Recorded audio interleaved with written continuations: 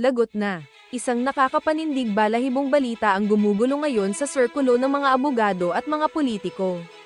Muli na namang nahaharap sa napakabigat na pagsubok si dating Senadora Leila de Lima matapos lumabas ang matitinding ugong-ugong na maaari umano siyang makontempt ng mismong Korte Suprema ng Pilipinas. Ayon sa mga usap-usapang kumakalat ngayon sa mga vloggers at social media, ang naging mga huling matatapang na pahayag at di umano'y pakikialam ng dating senadora sa ilang mga maseselan at kasalukuyang nakabinbing kaso ng gobyerno ay tila lumagpas na sa legal na limitasyon. Maraming mga legal experts ang nagsasabi na kung mapapatunayan na nilabag niya ang sub judice rule o nambastos sa proseso ng hudikatura, hindi malabong mapatawan siya ng parusang contempt by the highest court of the land. At alam niyo ba kung ano ang pinakamatinding pwedeng mangyari sakaling mangyari ito? Maaari siyang ibalik sa likod ng rehas. Pagkatapos ng ilang taong pagkakakulong at kalalabas lamang niya noong nakaraan, mukhang nanganganib na naman ang kanyang kalayaan dahil lang umano sa hindi mapigil ang bibig. Tuwang-tuwa naman ang kanyang mga kritiko na matagal nang nagsasabi na babalik din siya sa loob. Samantala, ang kanyang mga supporters ay nag-aalala at pilit na idinidepensa ang kanyang freedom of speech. Babalik nga ba talaga si De Lima sa pagiging preso? O malulusutan niya na naman ang mabigat na isyong ito? Panoorin ng maigi at mag-iwan ng komento.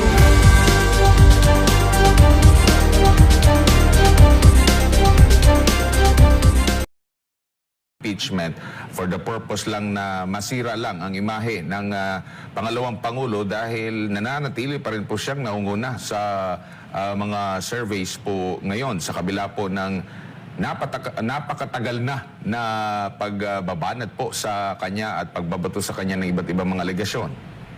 Eksakto yan ang iyong obserbasyon at obserbasyon ng ilang sektor na dinibol-dribble muna nila yan para sirain, pahiyain ang ating mahal na Vice Presidente Sara Z. Duterte.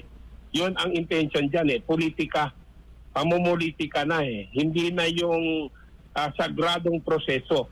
Binastos ng House Committee on Justice ang proseso ng impeachment.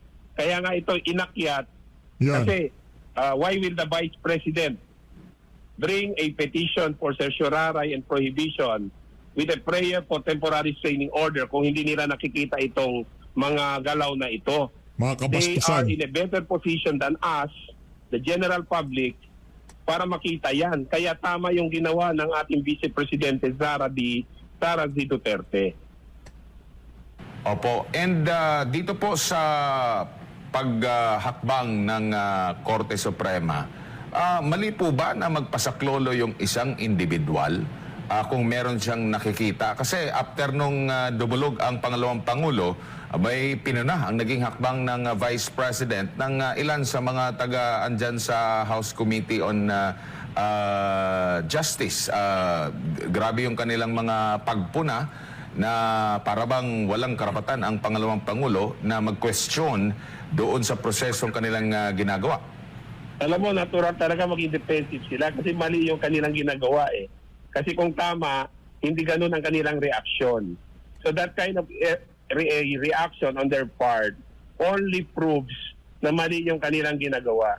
Meron pa nga sinabi si Representative De Lima na yung Supreme Court daw ay Sara's Court. Naku po! You know, that is contemptible or contumacious, or she may be cited in contempt, indirect contempt of court for saying that.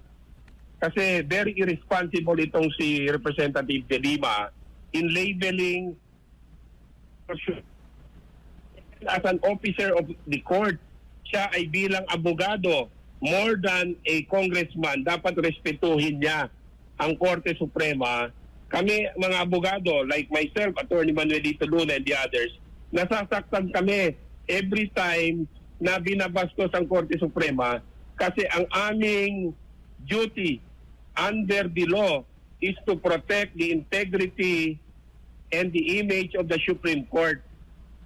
Sayang itong si Representative De Lima Ito na sana yung kanyang panahon para bawiin, para baguhin yung kanyang imahe na nasira dahil din sa kanyang mga ginagawa before. Pero ngayon, nadagdagan yung kanyang kasalanan sa court by labeling the Supreme Court as that. The Supreme Court, the highest court of the land. It is the last bastion, the final arbiter. Natural, kung merong paglabag sa karapatan ng isang individual gaya ni Vice President Sara Duterte at merong grave abuse of discretion, iakyat talaga yan to seek refuge and protection from the court. Hindi po yan unnatural, hindi yan illogical, hindi yan pagtakas doon sa accountability. Yeah. So, tinitwist ngayon ng House Committee on Justice, some members thereof, itong paggalaw, itong ginawa ni Vice President Sara Z. Duterte. Nako. And we, the public, are well aware of the action of the Vice President, which is in accordance with law, in accordance with her rights, under the Bill of Rights, and in accordance with the Constitution. Ang mali dito, ang House Committee on Justice. Opo, at ang tanong din ng ating mga kababayan, may mas malaki pang perang involved sa ibang mga issue, like kagaya po doon sa maleta, ang dami na pong mga nilalabas din na mga videos at mga larawan ni Attorney Levito Baligod, kaugnay nga po dito sa aligasyon ng mga dating sundalo na naging aide daw po ni dating Congressman Zaldico. Meron ding mga posting sa social media itong si dating Congressman Mike Defensor, kaugnay doon sa mga kini-question din ng COA kung pagbabatayan yung kanilang rason kung bakit nila inimbisigan ang pangalawang Pangulo. Di hamak na may mas marami pa palang mga ahensya ng gobyerno, mas malaking involved na pera, pero nakatutok sila dito po sa impeachment, attorney. Well, yan po ang obserbasyon ng ilan na nagkakaroon ng parang diversion.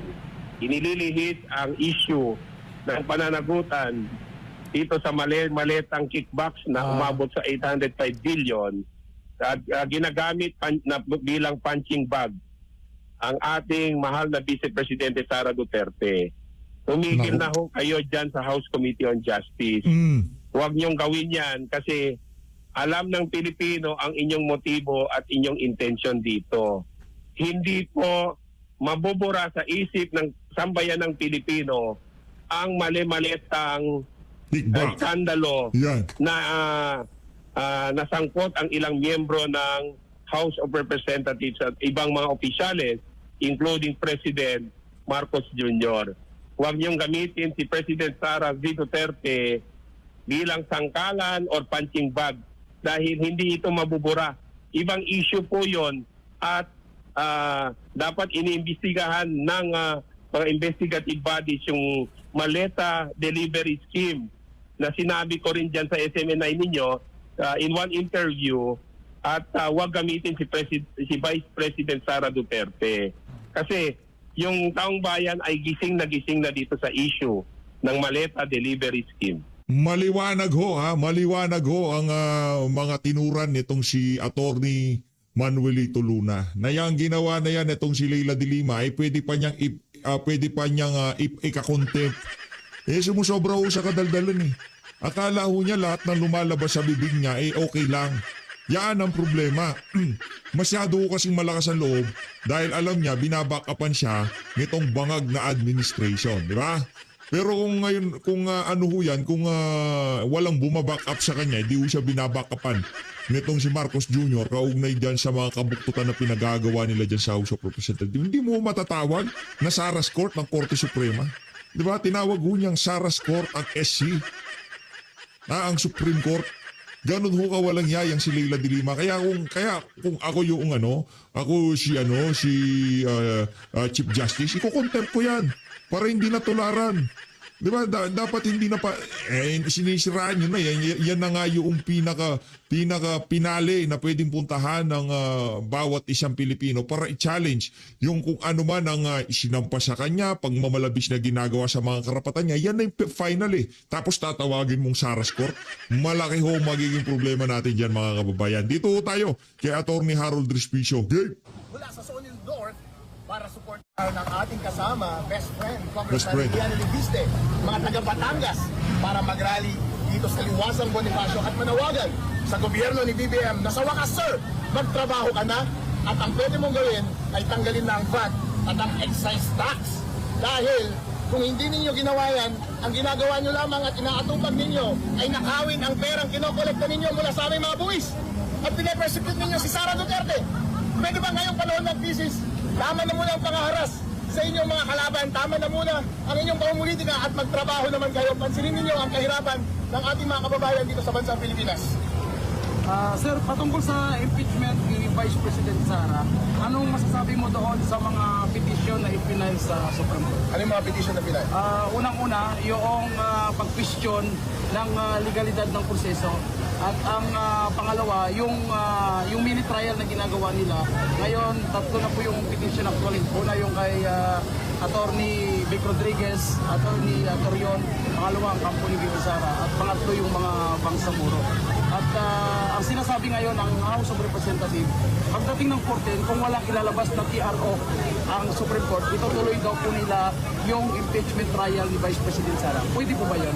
Mali ang ginagawa ng House of Representatives ngayon, yung Committee on Justice. Kung mapapansin ninyo, doon sa question ng substance ng ating mga allegations doon sa complaint. Ang sabi doon sa House rules ng impeachment, dapat ultimate facts para makapag-establish ng cause of action, ng basis para ma-impeach si VP Sara. So ano mga basis? Betrayal of public trust, graft and corruption, whatever. Pero dapat linay out nila yung elements ng crime at dapat linay out din nila yung ultimate facts para magkaroon ng sinasabing sufficient in substance dahil yun yung required ng ating batas. Kapag hindi mo sinunod yun, grave abuse of discretion yun ng Committee on Justice. Hindi mo pwedeng sabihin na political process ito. Dahil requirement ng batas na doon sa complaint mo, kompleto yung allegation mo ng iyong ultimate facts. Kaya doon sa ating mga complaint, walang kalaman-laman, hindi po ba? Kapag walang kalaman-laman, walang ultimate facts, ibig sabihin, wala kang basis para sabihin na sufficient in substance yung kanilang mga complaint. At ang Supreme Court, pwede niyang pansinin yun at sabihin niyang grave abuse of discretion ang ginawa ninyong pagboto at pagpasa ng impeachment complaint laban kay VP Sara Duterte. Pero ano ang ginagawa nila ngayon? Kapag wala ka kasing ultimate facts, ang ginagawa, fishing expedition. Fishing Ibig expedition. sabihin, witch hunt. Naghahanap sila ng ebidensya dahil in the first place, wala silang ebidensya.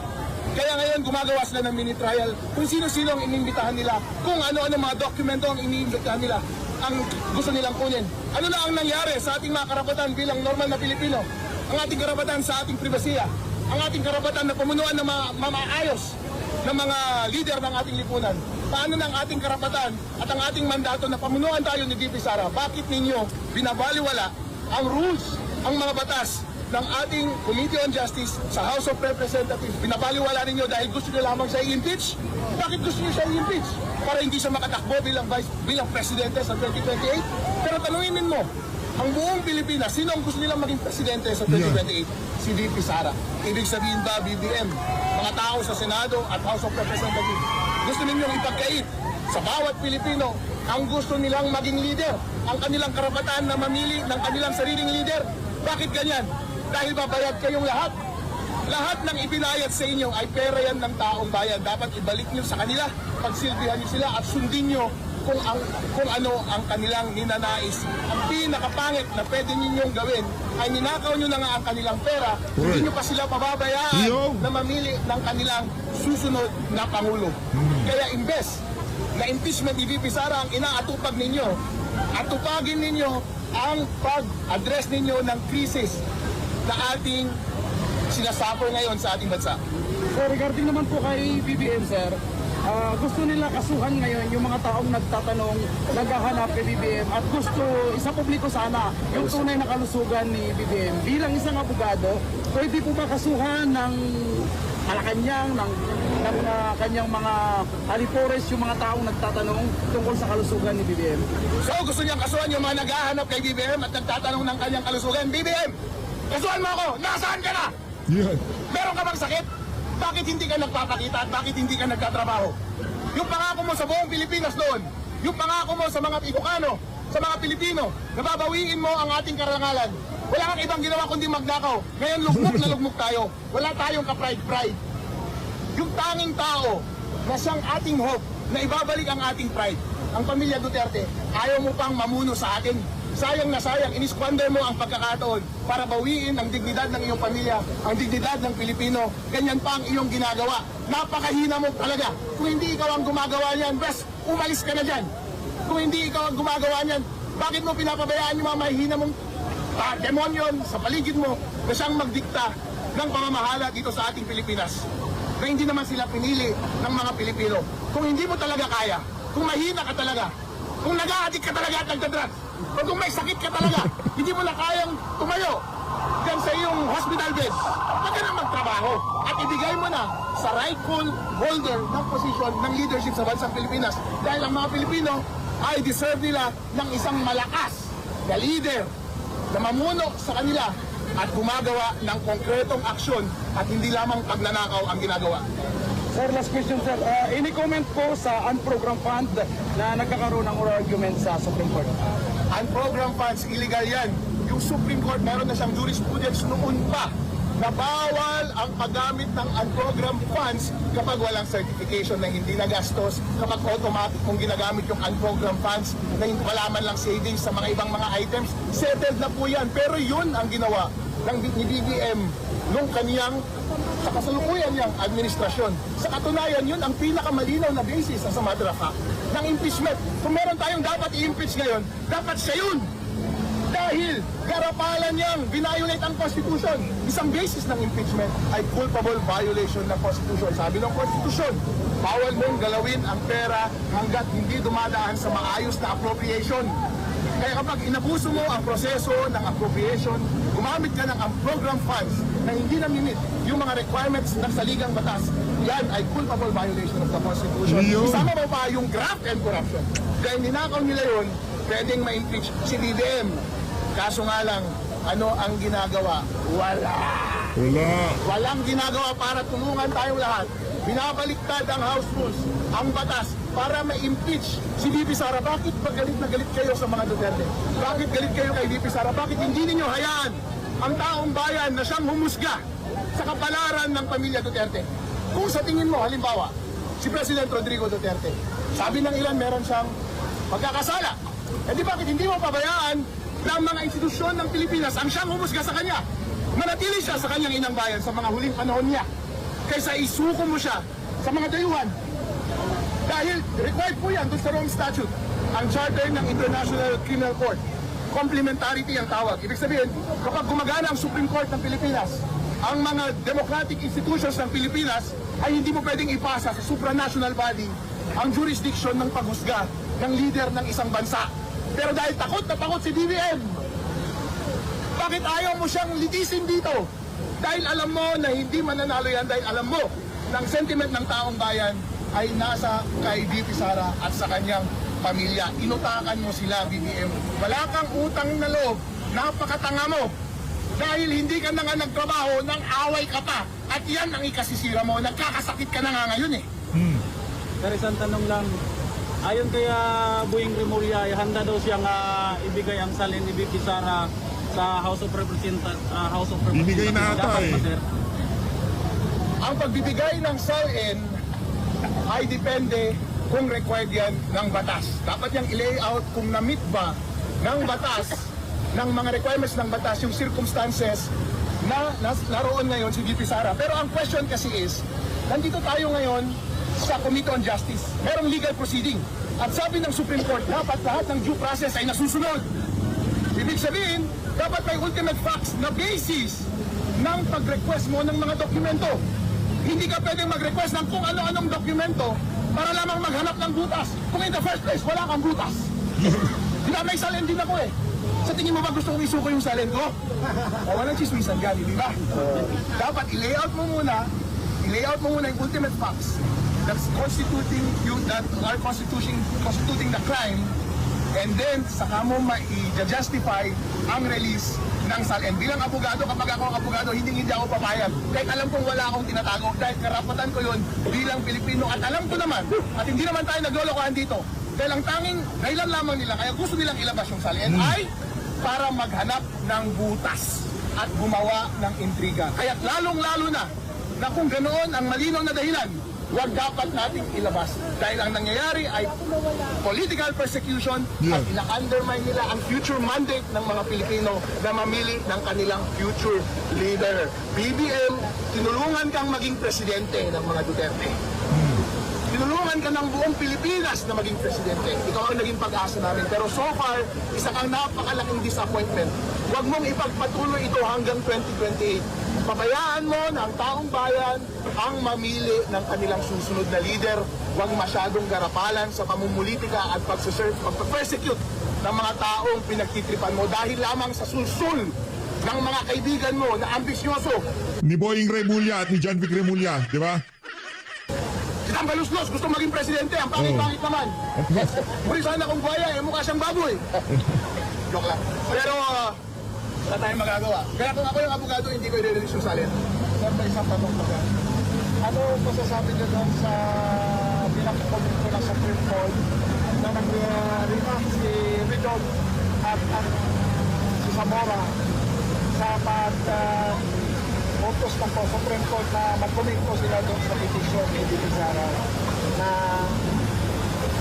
tungkol sa impeachment? Ano ba yung sinabi nilang specifically? Pinapakomento sila ng Supreme Court tungkol doon sa petition ni Bibi Sara na February. Yes.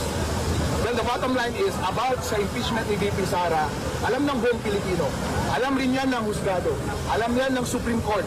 Ang tanging dahilan lamang dito ay para i-stymie at i-forestall yung chances at all, gawing zero, ang chances na maging presidente ulit ng Pilipinas ang mga Duterte. At yan ay malinaw na pag-undermine ng ating democratic processes sa ating konstitusyon at hindi dapat bayaran. Kaya dahil kung impeachment lamang talaga ang ating pinag-uusapan, moral by moral, ang mas lalong dapat i-impeach ay si BBM dahil mas malinaw ang kanyang mga kasalanan. Yung, Pero ang Kongreso ba ay may karapatan bang mag-trial ng impeachment ni Bibi Sara? Doon sa House of Representatives, walang nakalagay na trial doon. Pero may sinasabing hearing.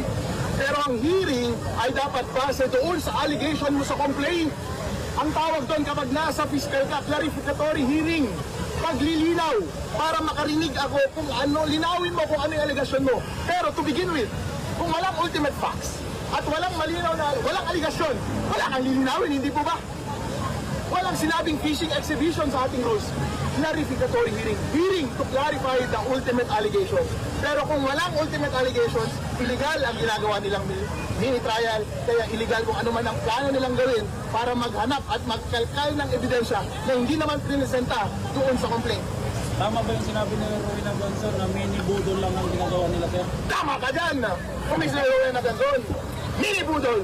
Dahil ang gobyernong ito ay isang napakalaking budol. budol-budol. Sir, regarding naman kay George Erwin Garcia, district mo yan.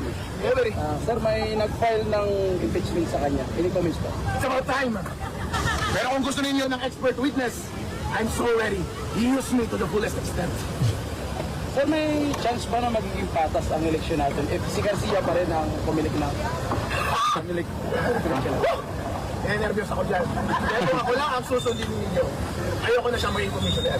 Dahil garapalan ang pagdarayan nitong tao na ito. Hindi tayo naglolokohan. Pinayaran. Dinaya yung mga makina. Nanalo yung mga dapat hindi manalo. Namatay na ng ilaw, natalo na kami. Ang tanong, gusto niyo bang gawin yan kay Bibi Sara sa 2028? Hindi! Ayun! Kaya mahalaga na tanggalin natin si Commissioner Chairman Georgie Garcia. Salamat, sir. Thank you po. Thank you. Salamat po. Salamat.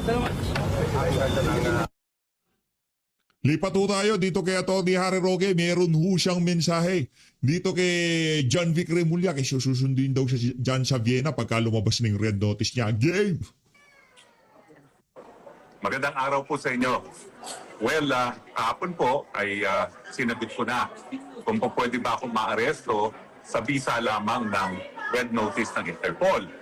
Sinabi ko po na ang patakaran ng Europa, ng buong EU, una-una, hindi dapat inalagay sa red notice ang mga asylum seekers. Pangalawa, hindi po warrant of arrest sa Europe ang red notice. Kailangan dadaan po yan sa lokal na hukuman at magkakaroon ng formal na prosesong extradition. Ngayon, ang sabi po ng Secretary of Interior and Local Government, siya daw ang quote, magsusupervise ng aking arrest. End quote. Alam niyo po, sa larangan ng international law, imposible ang sinasabi ni Secretary Remulla. Bakit po? Dahil ang Austria po ay isang independenteng bansa. Now, ang jurisdiction po, ay ang definition niyan, yung kapangyarihan na maglitis ng lahat ng lumalabag sa batas at magparusa. No? Meron ding jurisdiction na pagpe-prescribe o magsasabi kung paano ang aksyon. Yan po yung tinatawag na legislative. So, dalawa po yan, no? Legislative at saka judicial. Now, ang jurisdiction po ay kabahagi ng pagiging soberenya. Ang soberenya at jurisdiction, seloso po yan. Isa lamang estado ang pupwede na magkaroon ng soberenya at jurisdiction sa isang teritoryo. Kaya nga po, patuloy tayong nagpoprotesta sa pagpipilit ng ICC na magkaroon ng jurisdiction kay Tatay Digong dahil since hindi na tayo miyembro ng ICC, lahat ng krimen na di umanong nangyari sa Pilipinas, dapat sa Pilipinas lang litisin. Yan po ibig sabihin ng exclusive sovereignty, exclusive jurisdiction. Ganyan din po ang patakaran pagdating sa pagpapatupad ng batas. Unang-una, ang Secretary of Interior and Local Government, maski po sa Pilipinas, wala po yung kapangyarihang mag-aresto. Ang pag-aaresto ay nasa kamay lamang ng mga alagad ng batas. Yan po ang PNP at yan po ang National Bureau of Investigation. Pati po ang Armed Forces of the Philippines, wala po yung karapatan mag-aresto kung hindi ang aarestuhin ay mga military personnel. Yan po ay gawain ng military police. So kung sa Pilipinas, walang kapangyarihan ang isang Secretary of Interior and Local Government na mag-aresto, paano pa kaya sa ibang bansa?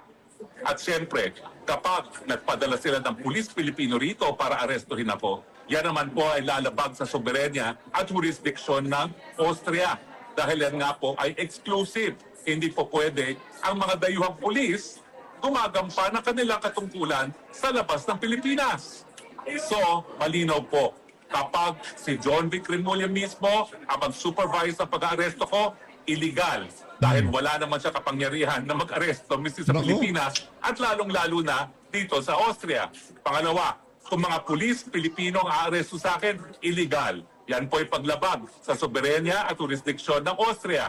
Pangatlo, kapag sapilitan nila akong inaresto at isinakay sa eroplano, yan po ay kidnapping.